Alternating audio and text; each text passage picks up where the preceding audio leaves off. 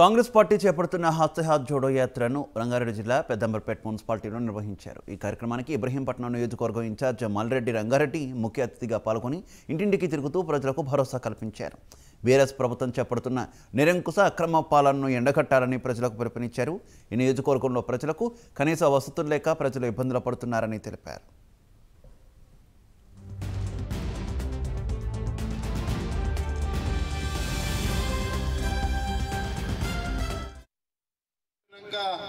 MLA అనిపించుకుంటోడు ఉన్నాడు, వాడు పని చేయనీయడు, పని చేస్తే ఊరుకోలేడు।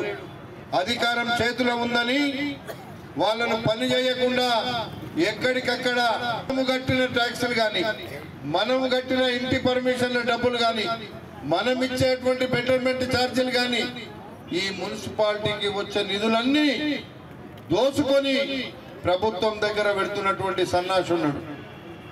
నాకు కూడా ఈ ప్రాంత ప్రజలకు ఎమ్మెల్యే అనిపించుకుంటున్నా ఓడిపోయినాక కూడా, కానీ కనీసం వాళ్ళకి ఏదైనా పని చేయాలి అంటే ఒక్క పని చేయడు, ఏమి కాన్నాడు, మనం ఏదన్నా అడిగితే దొంగలాగా పారిపోతాడు।